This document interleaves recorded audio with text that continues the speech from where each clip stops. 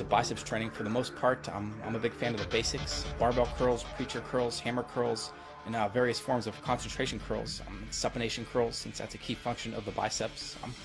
At times I'll modify various pulling movements that you might normally perform for the back, except I'll focus more on the biceps and just switch up my positioning and just switch up the movement to target more of the biceps and brachialis. And so what I'll do is I'll mix things up within this framework of exercises. I do switch up my split from time to time, and so that's going to dictate how many sets I do. It's going to dictate my frequency and volume, but generally speaking, I hit around 8 to 15 sets for biceps.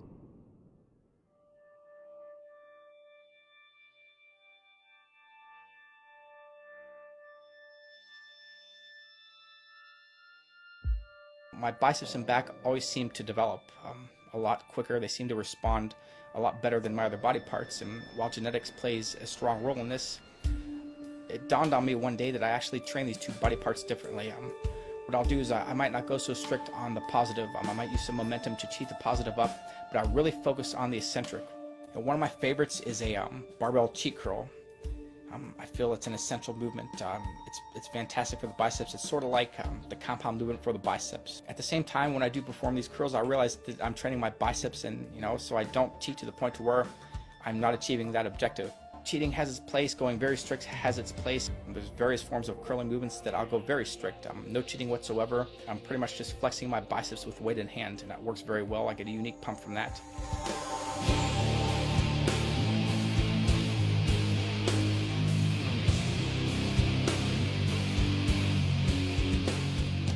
A lot of people will ask me, how do I get my biceps to pop out when I hit the straight arm pose? And really the reason for that is strong brachialis development.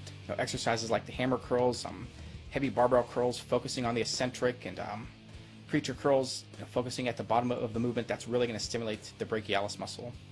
When the forearm lines up with gravity at the beginning and end of a curling movement, tension decreases to the point to where the biceps really aren't stimulating, so it's almost like resting.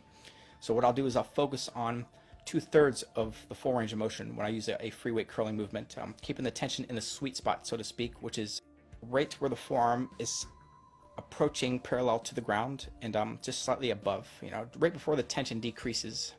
What I'll do to work the biceps through a full range of motion is I'll just combine a group of exercises, say preacher curls, where I angle my forearm outward, the tension is greatest at the bottom of the range of motion. Then I might come back and do a dumbbell incline curl and just work the top end of the range of motion. Just by mixing and matching exercises along those lines, not only am I working my biceps through a full range of motion, but I'm keeping peak tension on the biceps throughout various points of the range of motion, and I'm maintaining constant tension.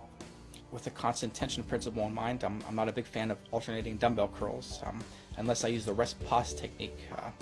Often I use the rest pause technique for alternating dumbbell curls and alternating hammer dumbbell curls.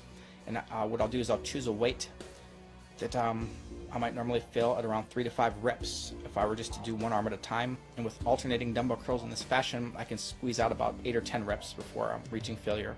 Of course, there are a few other advanced strategies that I'll use from time to time, but this is my biceps workout and my biceps regimen in a nutshell, and it's working great.